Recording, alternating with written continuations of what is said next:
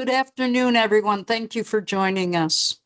We're going to talk about a case study that many of you are very familiar with. But this case study presents a framework for talking about oversights in the grants world. It also shows the amazing political and legal complexity that overseers of grant funds can run into. It's not on the face of it, it's a black and white case, but it really was fraught with a lot of political and legal complexity.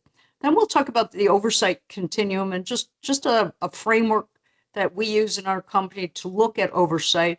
We'll discuss some guardrails for program leadership, but also for political leadership. And then we'll just take a minute or so to talk about what our firm does. So again, as many of you are familiar, Feeding Our Future was the single largest fraud in using COVID money in American history. So there was a $250 million theft of federal funds. 75 people were charged. More than 50 people pleaded guilty or were convicted at trial, including, by the way, someone who was trying to bribe a juror in the midst of us. The money was used on lavish lifestyles, cars, boats, home mortgages, jewelries, and more. The majority of the lost funds were not recoverable. A great deal, tens of millions of taxpayer dollars were sent to Somalia, spent on investments in China, Kenya, and Turkey. The non-for-profit was run by Amy Bach, who was a sponsor that oversaw 2,000 reported feeding sites. And in reality, she facilitated and received kickbacks from a network of fraudulent organizations and programs. And these programs were fabricating invoices, inflating meal counts, faking attendance rosters of children. Feeding Our Future, this not-for-profit, grew from 2.4 million to nearly 200 million in 2021. Now, the Minnesota Department of Education saw very early on what was going on, and they started raising red flags. They had complaints coming in of unethical recruitment of food sites, operating sites without permission, haphazard food distribution, complaints about demanding kickbacks from vendors. And part of the story that I don't think is told enough is that the department was trying hard, pretty early on to stop this, but they were not receiving support from the powers to be. The nonprofit tax status was revoked by the IRS in February of 2020. There were unrealistic data patterns in the reimbursement claims. Adeli was saying, we're serving 3,000 children a day, 7 days a week. Why don't you pay us for that? All right, using, again, American taxpayer money. The restaurant was saying it was serving 5,000 children per day, ultimately claiming to have served more than 3.9 million meals in a year and a half. And, one area, one town was a feeding site said they were feeding more than the entire town population. So here are some of the key failure points. Now, the Minnesota Legislative Auditor, Judy Randall, said that the department was ill-prepared to handle the burgeoning fraud. It said that it lacked clear, detailed, or updated policies and procedures for, many areas of the program. It lacked dedicated financial or accounting staff despite the massive size of the program. It lacked trained investigative staff, and a group of nutritionists were in charge of investigating allegations of fraud, waste, and abuse. And these are people who do not have training or understanding of what it's like to go into war with a fraudster. And when you're in something this big and this size, you really are in a political, legal war. And the department lacked its own legal expertise. It didn't have a general counsel until January of 2022. And we'll see in a moment why that was important. Judy Randall said the department failed to investigate indicators of the alleged fraud, as we just said. And two key controls failed. One was the single audit, which, as we all know, is the grant audit that's required under the Uniform Guidance, which is the overall regulatory set of regulations that oversees grants. And then the grants monitoring also failed. The audits did not meet federal audit standards, and we took a look at them, and they had mathematical errors and incorrect dates. And they also showed that this organization was not ready to receive this kind of money. It was in a deficit. It wasn't even financially viable. And the audit also showed that 100% of the food funds were going to overhead and administration. That may or may not have been appropriate because this was a sponsor, but still it was a red flag and raised some questions. Again, Judy Randall, the legislative auditor, said these irregularities were not acted upon. And the audit firm eventually lost its CPA license. It had provided audits for 7 of the organizations involved in the fraud. The grants monitoring provided no documentation, and actually I want to just change that a little bit because there ended up being one administrative monitoring review in 2018, and this noted serious findings. Normal controls were relaxed because it was the pandemic, so there weren't the site visits that were supposed to be. There were some things missing that a normal monitoring review would have detected. And we, at our firm, have been interested in this case for a very long time. And I know we have people on this webinar who know a lot about this because they come from Minnesota. Would love to talk to them and get their perspective. But we filed some Freedom of Information requests, and the only response we received was one monitoring document, and this was it. And you'll see that this document confirms that grants monitoring was occurring, except that you'll see on the right-hand side at the bottom that the person who signed this was Amy Bach herself. So through federal rules and through the department, the monitoring was done by the very person that was committing the fraud. And as you'll see later on, we are huge advocates of separating monitoring from management. So in reality now, this looks all very clear cut. How could this go on? It's a great question. How could it go on so long? But there were some political considerations. There was a powerful Somali community lashed back. They litigated against MDA. They accused it of racism. They argued that they used the pull on the victim, the heartstrings, right, by arguing that tens of thousands of children would go without food if its site applications were denied. And very surprisingly, a judge was siding with Feeding Our Future, which made MDE, feeling like it was handcuffed. Plus, there was a 2017 court decision in another case that told MDA, you can't apply your own criteria. You have to get authorization in state administrative rules, which, again, so for us that have been around for a long time, that sounds crazy because a program has the ability to identify what the criteria is, but this judge disagreed. And it ruled in Feeding Our Future favorable rulings. There was not just one, there were a couple. The specific issue of financial viability, which is a basic in due diligence, right? You don't want to give this kind of money to a firm that doesn't have the management capacity to handle that set of funds. I mean, to grow to that amount of money in such a short time would take a massive amount of financial systems, operating systems, experienced management teams. You'd have to have so many things in place to support that kind of growth. None of that was in place. In fact, it was found over and over that they lack that financial viability. But MDA said they weren't getting support from the USDA. They were asking for guidance. And MDE, I'm sorry, I keep saying MDA. MDE notified law enforcement, was told no criminal investigation would be forthcoming. They also notified the Inspector General. So as a result of this scheme, the USDA has created an Office of Program Integrity. They've encouraged states to move away from this one-size-fits-all monitoring. They've changed how financial reviews should be done, including unannounced visits and their site visits.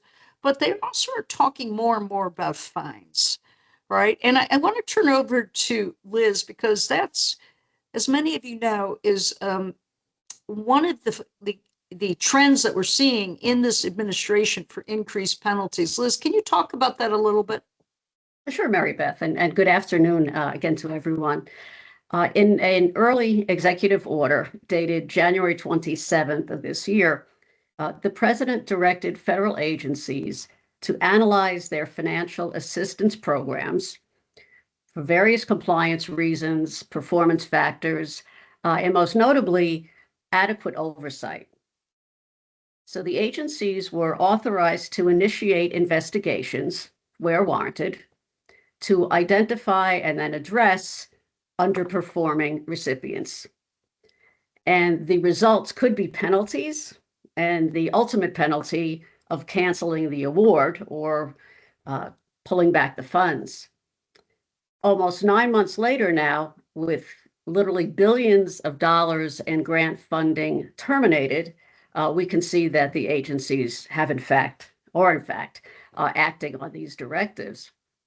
So I think for the grants community, we don't want to create a reason for penalties and possibly clawbacks.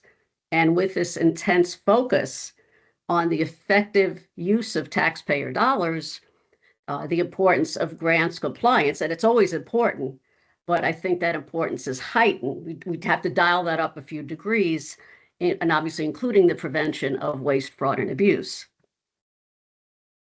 That's right. Okay, thank you.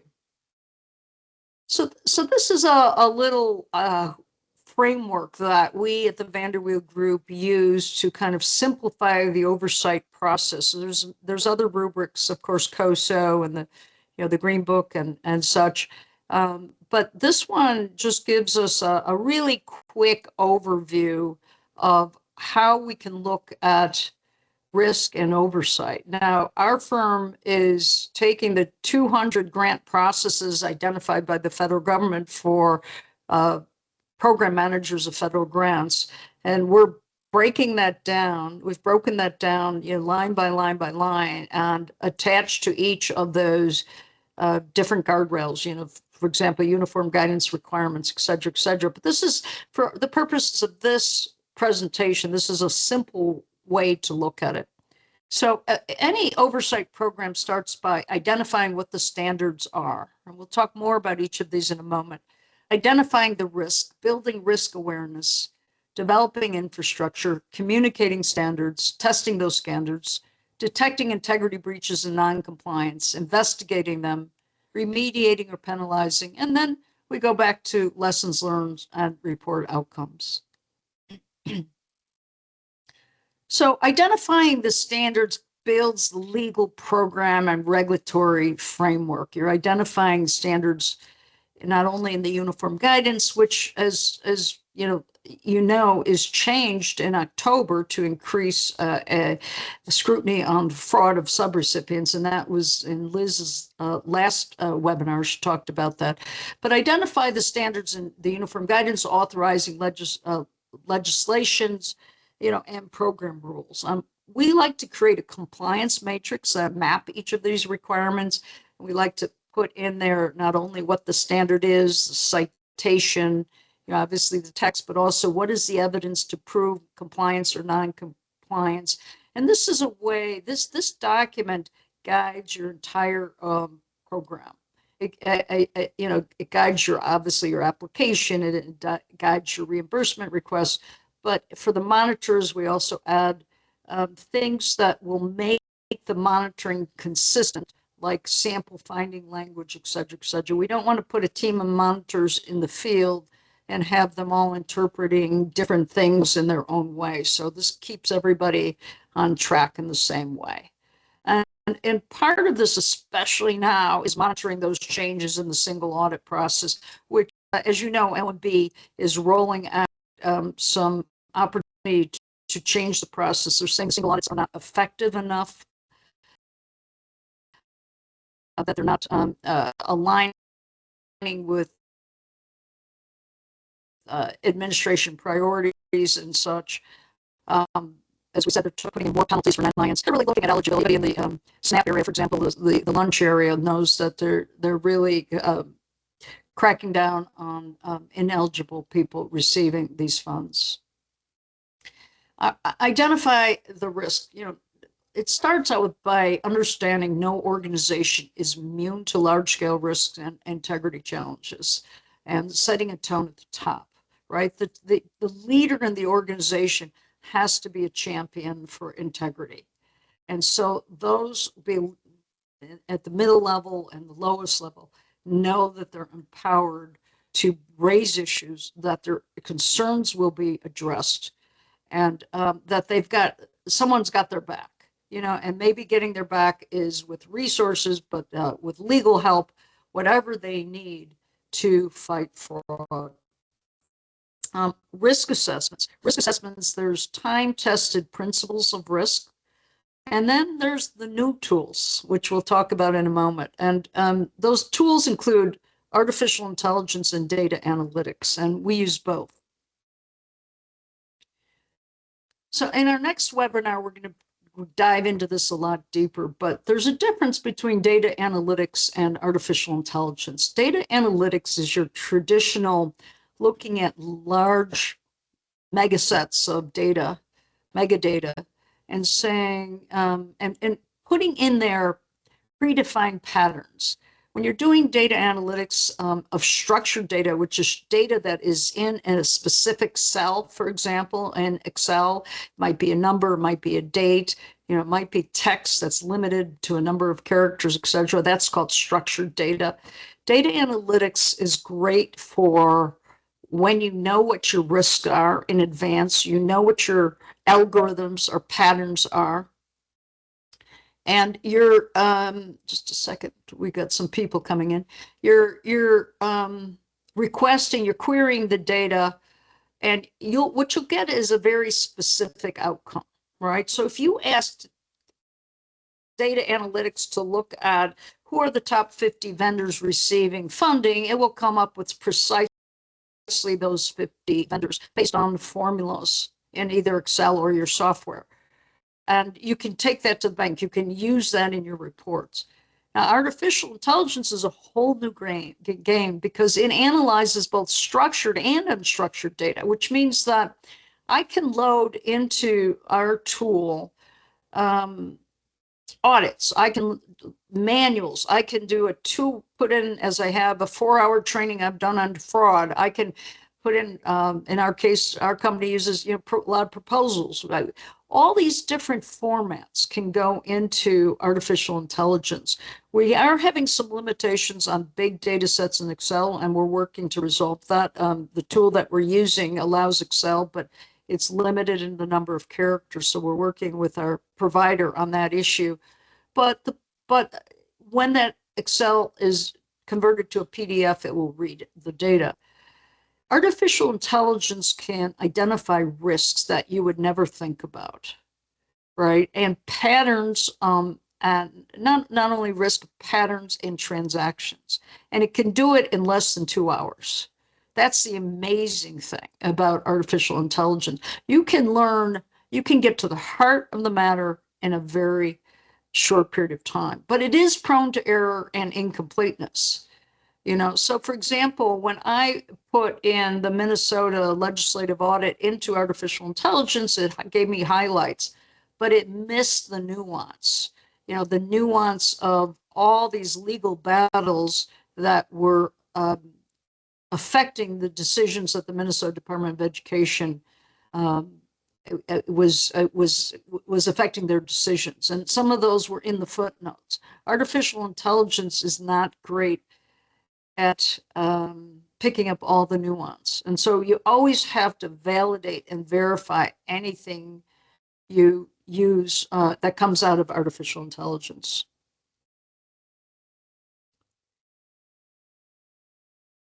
So here are some queries that we do of artificial intelligence. I'm sorry, these are the time-tested principles we were talking about. So these are risks that are in the uniform guidance when you have large inflows of new funding or new programs. And again, all of these you really saw in Feeding Our Future. The program type, if it's a high number of beneficiaries, if it's a highly complex program, prior audit findings, complaints, management inexperienced in grant programs, new financial systems, outdated technology. We had when unemployment benefits surged in the pandemic, a lot of these agencies that were state agencies that were giving out unemployment had old technology, right? Their technology was supposed to report on specific data points, but I know in one case they had COBOL, and they didn't have enough programmers and they didn't have enough time to change the technology to support this massive amount of growth.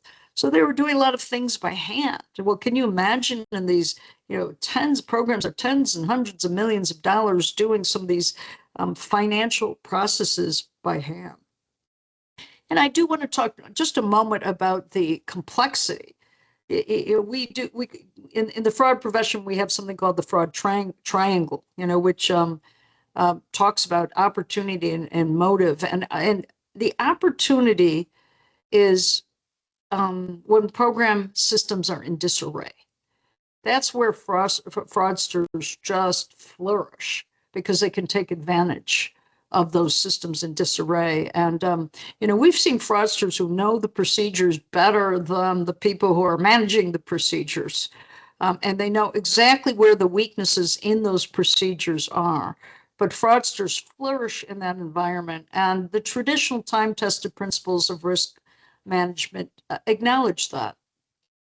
Now, in AI, some of the sample queries for unstructured data, which combines, by the way, can combine tables with text, right? So you can have an audit that has all these financial tables in it and query it, and AI will pull out both of those.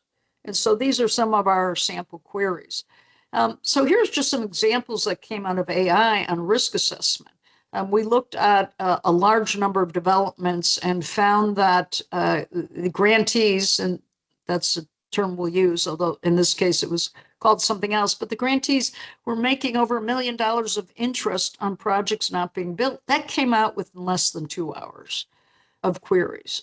Others were investing these grant funds and losing money. We saw that 100% of nearly $300,000 in payroll expense was spent on overhead. None went into operating the program. The audits from Feeding Our Future showed the same exact data 2 years in a row.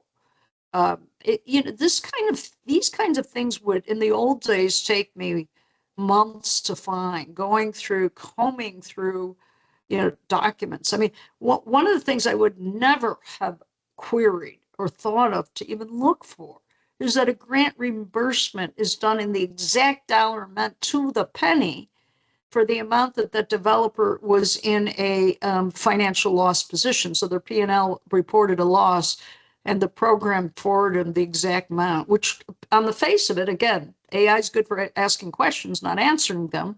But on the face of it, it looks like they're trying to make that developer look better on paper so they're financially stable. 2 audits in a row of the same organization, the year end did not match the opening end. In one case, we were looking at documents in the midst of an investigations, and they had a special shredding cost that came to the surface for a little less than $3,500. Another case we looked at, AI popped up that some of the payroll expenditures were 16 cents. Right. And again, these are just asking a lot of questions, but it's just fascinating. And the speed with which AI can work is unbelievable. Billing risk awareness. So once you know what the risks are, you communicate them to your program people and your grantees as well. Your grantees need to know, especially if your grantees are handing out payments to individual beneficiaries, what do they need to look for? So again, a lot of these folks have no training in fraud. And we knew of one agency that was getting together with like agencies on a monthly basis, from across the country and saying, what are you seeing? What are you seeing? Well, we're seeing this particular scheme, or we're even seeing this particular IP address that keeps coming up, and submitting applications in bulk for a program, of course, for which they were ineligible. Developing program infrastructure. I can't harp on this enough. Now, the politicians, as you know, and I'm not, anti-politician, but everybody has their role and their place, and good ones do an amazing job. But the politicians love to harp on what went wrong after the fact. And they'll have endless hearings about, you didn't have this in place, you didn't have this in place. But before the program starts, they're always is supportive because, forgive me for using this word, but infrastructure is not sexy, right? It doesn't make headlines. Nobody's going to win an election based on, we made them put the infrastructure in place, the program infrastructure, right? And so this gets overlooked, and but it's very, very important. And of course, part of that infrastructure is the required internal controls. One of the things we like to do in our firm is to look at the resources. So we did that for Liz, and when she was at the New Jersey Department of Community Affairs Division of Disaster Recovery, we said, well, do you have enough monitors? Well, let's map out what is the time a monitoring review takes, right? What is the process? How many hours will that consume in a year? And do you have enough monitors? I have a friend who was in the military, and his commander said to him, he kept saying, make sure everybody takes their mandated training. Make sure everybody takes their mandated training.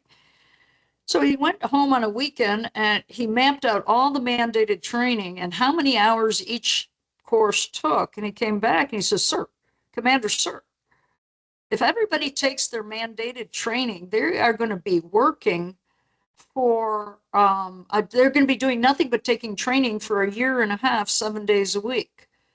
Right. And so government does that. A number of us in our team are from government, and we understand this mentality. There's pile on, without really understanding what it takes to execute a program well. And so when you can take a capacity planner and say, look, this, like my friend did with his commander, well, that makes people think. And of course, capability is really important.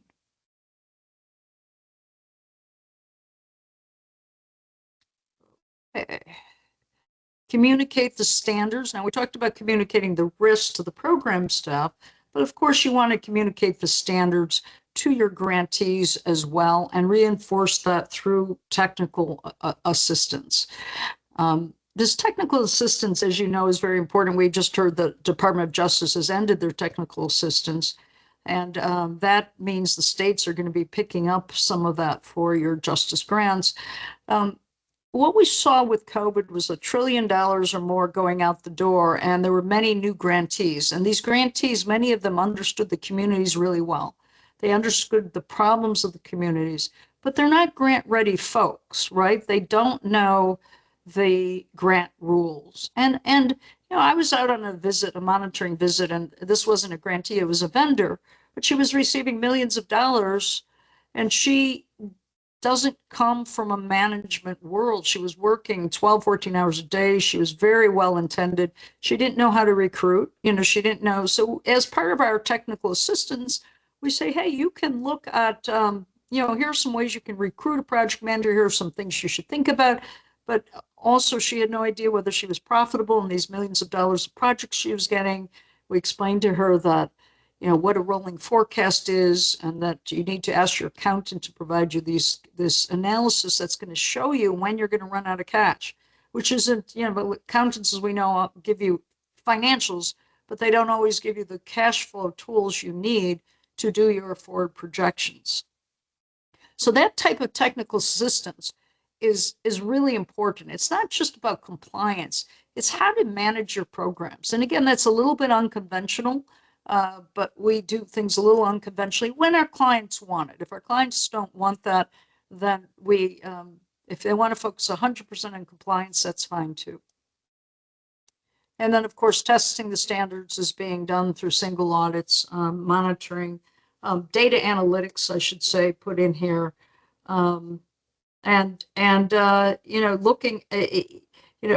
creating your processes for reimbursements, you're looking at what those reimbursement claims look like. That's one way of testing the standards. So monitoring, I think many of us are just familiar with the rules. Monitoring has to be done with each program, function, activity. Now, this formal monitoring plan is technically not in the rules, but where we get that is our firm every year looks at about 1,500 findings that come out through the single audits through to the states on the state grant programs. And we see over and over that the accountants are citing organizations if they have no formal monitoring plan, or if they don't have a risk assessment included in that. And frankly, to be honest with you, because many of those auditors are CPAs, they come from a audit background, that risk assessment is something that's drilled into them in the accounting profession. Sometimes we had one client that they were applying accounting rules to how the risk assessment was done statistically, and we were able to get a finding go away because we proved to them that the rules for monitoring are different and they're not under the same rules as auditing. There's definitely overlap between the two professions, and they're both important. But monitoring is a different profession than auditing. One of the biggest advantages of monitoring is the real-time aspect of it. You're doing it while the program is ongoing many times. And of course, the rest of the slide you can read. Now, the last two are, Vanderweel group preferences. We believe in multidisciplinary teams that have the program staff on it. There's nothing more irritating to an auditee if you have someone who does not understand the program. And so either the monitor has to learn that program and really steep themselves in the ins and outs of that program, or you need to have someone at the table who understands the program, your fiscal staff, and now increasingly we have the fraud experience, okay, with the new uniform guidance requirements. And then we're going to talk about this more, we personally believe, and this is a preference, it's not a requirement, that the monitoring be done separate from the management of the program. And I'm sorry, this is where the data analytics come in to detect the integrity breaches. And again, AI is giving us amazing capability to analyze trends and transactions and audits, financial program reports. Just huge amounts of data can be put together and compared. That's the beauty of AI, is that you can take a data point out of a spreadsheet or a PDF, because it has to, there's a little issue there, but it can take one data point from one document. You can upload 100 up to 300 documents in that pool, and then look for trends. And then the investigations. Now, this seems straightforward, but it really isn't. I mean, what we found in Feeding Our Future is these nutritionists that did not have a fraud background were in charge of the investigations. And one of the things that I say in our fraud training is the characteristic of fraudsters that, they, in the beginning, they play dumb, but next they go on the warpath. And if you don't know that, you back off. We had a superintendent in Chicago Public Schools that was indicted in fairly recent years.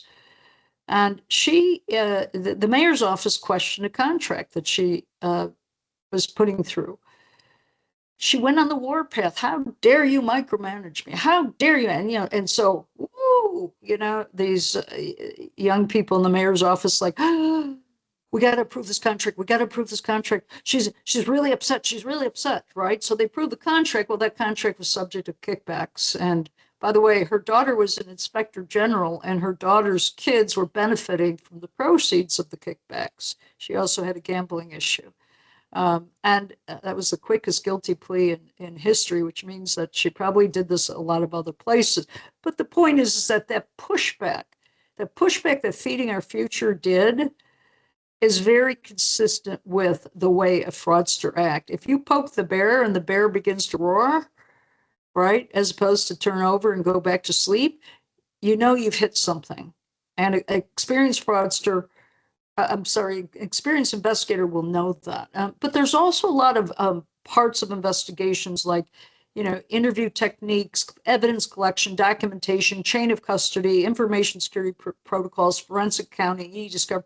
There's all sorts of aspects, surveillance. We didn't, one thing that didn't ever come up that I saw, and again, our Minnesota friends in the audience will hopefully be able to inform me. I'd love to sit down and talk to you about what you saw there and what you're doing. I know you're doing a lot to correct everything that's going on, but they did. I didn't see anything about surveillance, right? Because Department of Education said we didn't have subpoena power, but you hire a $75 an hour, maybe the rate's gone up now. Surveillance person to sit out in front of the deli for 7 days, right, and say no kids were fed, and then you compare that with the claims that were submitted, and there's your evidence that you can maybe bring to the judge. The judge's rulings were very inexplicable to me. Of course, I didn't see all the evidence that he based it on, but nevertheless, if he's presented with fraud, he might have ruled differently. So it's a very, very tricky area. And one of the things we talk about with our monitors is you don't want to, it's called trampling the evidence, right? And I have two firms that I worked with a number of years ago. Both had significant frauds and employee insider jobs. And one went in, confronted the woman, fired her on the spot, didn't do any sort of due diligence or data collection, didn't do, and then they were outraged that the woman went on to another job and never got prosecuted. Well, it's because they trampled the evidence. The other company brought us in. We spent really only 2 weeks in data collection. That's all it took. And we ended up doing what's called an operational review. And we'll talk about this more in the next webinar. But we were able to extract a full confession, got it signed, right, and got $900,000 back the next day, plus another amount, several $100,000 from insurance. That's the difference between an investigation that's well done. And I always recommend that you coordinate with the Inspector General's office when you find something and get to know them. And people are afraid of Inspector Generals, and sometimes with good reason. But let them know what you're seeing, and that's also going to protect you from being under their scrutiny if they realize you're well-intended, you're trying to do the right thing. And Feeding Our Future, that didn't work because the Inspector General was notified, and allegedly, and I say allegedly because some of these political congressional hearings are political in nature, but allegedly didn't do anything. We did not see a report coming out of that. And again, maybe our Minnesota audience can let me know more about that, because there's so much I still don't know about the case. And then, of course, remediate or penalize. It's really good to have a thoughtfully thought out rubric, right? If somebody, the vast majority of our grantees are not committing fraud. If there's a finding of non-compliance, it's usually well-intended, they didn't know. And you may want to say, okay, to your monitoring team, when are we going to do just technical assistance? We do that a lot. They just need some help, right? And then what point does it escalate? How many times does it have to happen before it escalates to something greater, right? And then, of course, in the worst case scenario, you're talking recovery, civil or criminal litigation, debarment, et cetera, et cetera. And then capture your lessons learned, aggregate the findings, and update and retool, your program resources, et cetera. And report outcomes. Now, one of the things we like to do is highlight the best practices and report successes. We think that's really important to build morale, and but also to generate support for your program. So for one of our clients, we created a website that just highlighted all the great things that were being done with the grant money. And I think a lot of you already do that, but I just wanted to mention that. The other thing is aggregating the systemic challenges. In our monitoring when allowed to do so. And again, not every client wants it. Some clients want just very clear, check the box compliance, and that's fine. But if allowed to do so, we like to, on our boots in the ground site visits, ask, how's it going? What are your obstacles? And you'd be surprised about how many things come out that you never thought of, right? So in one school, it says we haven't had a copier for 2 years, so our kids haven't had homework for 2 years. Well, it turned out that throughout that organization, somebody in central office is sitting on these purchase orders. That's the kind of thing you wouldn't put in a normal monitoring request form, but we got through that and many, many others, through soliciting, making monitoring a two-way conversation. And I'll take a moment here to just emphasize emphasize again that the best monitoring, we have this thing called Guardrails 360, and the reason we named it that is because you want to look. Because technology is important. Right now, there's this huge focus on technology. Remember when Don Rumsfeld said, our CIA is going to go through technology, our translation, and they got rid of a lot of the human reporting. Well, that human intelligence in the Middle East, that came back to bite them. And there's still a lot of members of the intelligence community who are saying that was a really bad decision. If you technology can get you a long way and show you a lot, but it will never tell you everything. And it needs to be vetted, right? Because sometimes your data will tell you one thing and you'll find out in the field, well, there was something completely different happened, or there was a reason, or there was an underlying, like in Feeding Our Future, there was a legal issue. There was a court ruling that seemed to be hamstringing the organization. So we believe in this really holistic view to oversight that combines technology, combines the old ways with the boots on the ground intelligence. And we just think that is going to create much better decision making. Political leadership, we believe in prioritizing independent fact finding. And we have some sample language here. Took the uniform guidance and added in black what we think should go there. But this doesn't have to just go in the uniform guidance. This could go in program rules, could go in your NOFOs, your notice of funding opportunities. It could go in grant contracts, but just something that says the monitors should not be the same people managing. It doesn't even have to cost a lot of money because it could be just switched to another person. But you can see, in the Bach case, the worst case scenario.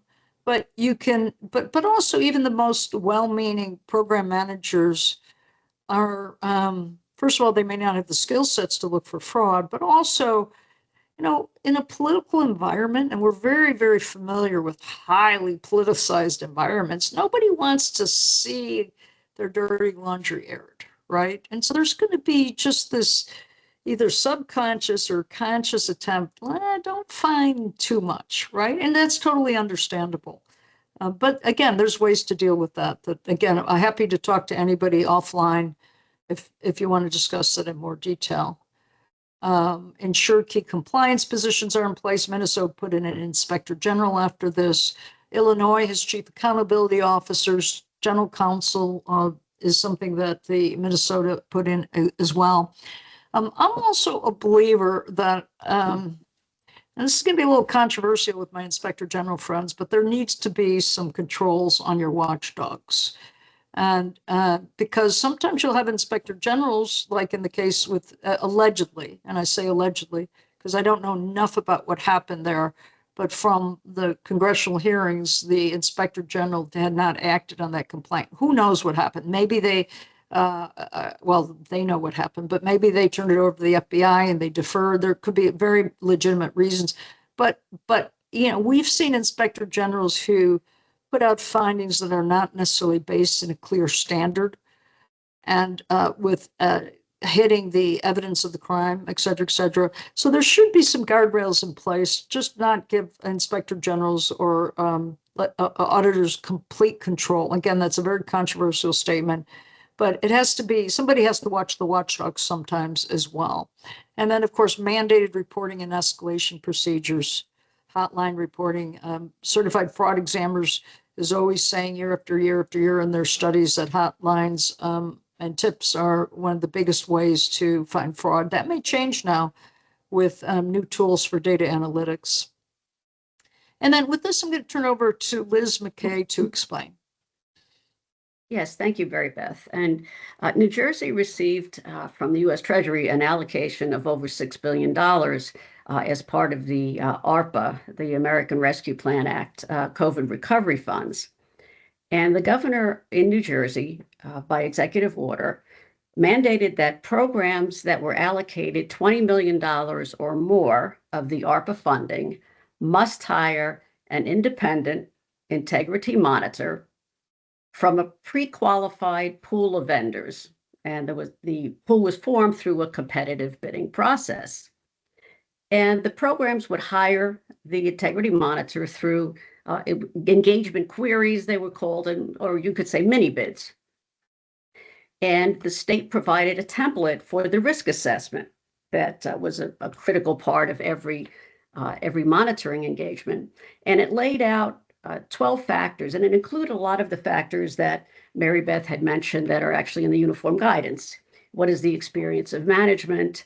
Were there many applicants for this program? What kind of funding was involved here? Was it only ARPA? Was it a mix of funding? And so this template was issued for these the IMs. The idea was to, as close as possible to the beginning of the program, funds had to be obviously spent, but the idea was not to come in too late in the process, because if you come in too late, you can't course correct. And the idea of the integrity monitor was not to be a gotcha exercise, but it was to identify areas where the program could improve with respect to compliance and improve with respect to achieving the program's objectives. The IM also submitted reports monthly to the hiring agency and then quarterly for the comptroller to detail the progress in terms of this particular task, how the deliverables were being achieved. But it also provided the integrity monitor the opportunity to provide feedback.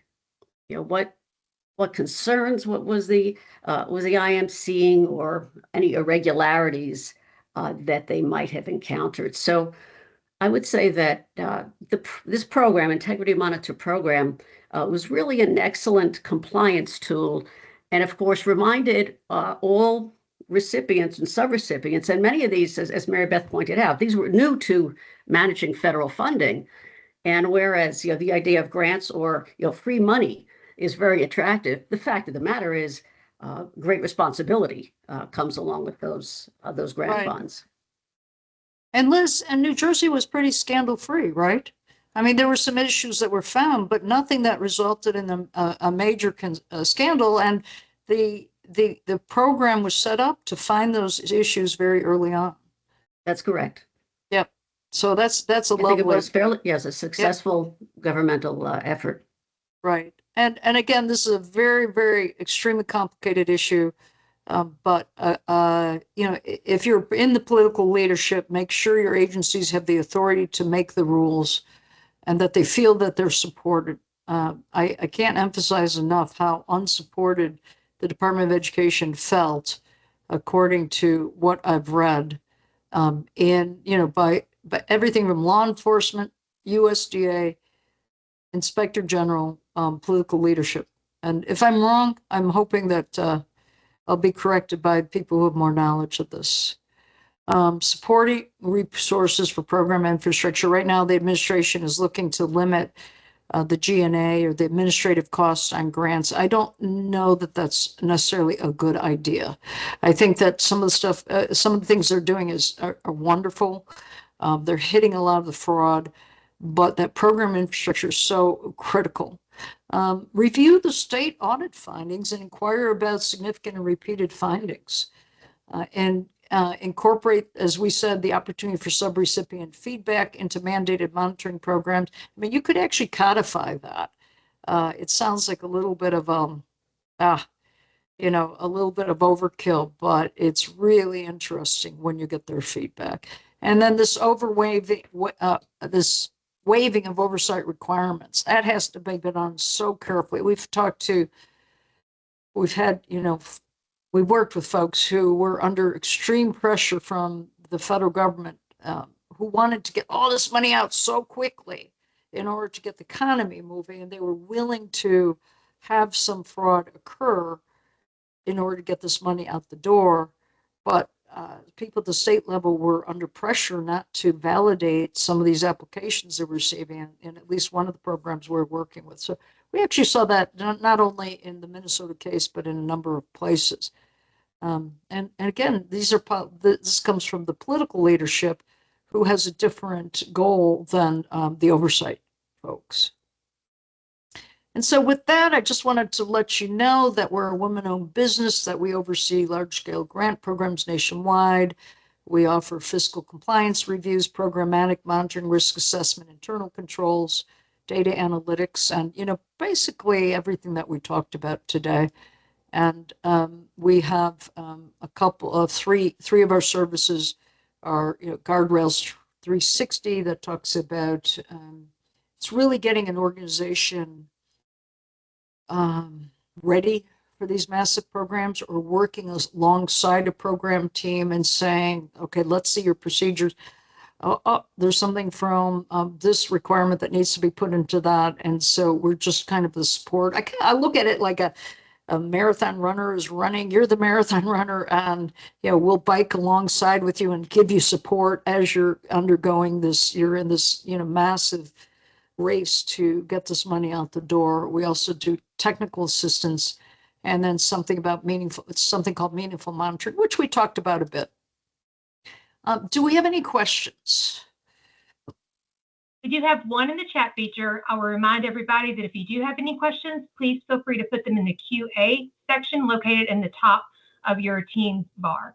So Mary Beth, we have one question so far. It says, how do you go about determining relevant source data for AI to analyze, i.e. what structured data and unstructured information, such as what you mentioned, videos, training, PDFs, etc., do you look for? Well, and again, that's on a case-by-case basis, but it's based on decades of experience. I mean, we are really familiar with legal, programmatic, fiscal documents that government produces. And you could actually go to the website of Freedom of Information Act in some areas, and not everybody would have that, and just peruse some of the list of documents that are available at that point. But we're really, really, you know, maybe I shouldn't admit this, but I was an investigative reporter in my young days, and really learned a lot about what documents are out there. And of course, you being on the inside will have access to a lot of documentation that people external to the agency won't. So I don't know if that's helpful or not. All right, is there any more questions? Well, I do have a request, and that is, if you like this webinar, would you just let us know in the chat? And if there's something that you'd like us to talk about in the future, please let us know. And you know, we're willing to we'd be welcome the opportunity to sit down with any one of you and talk about any challenges you may be having. And Jessica, I'll turn it over to you.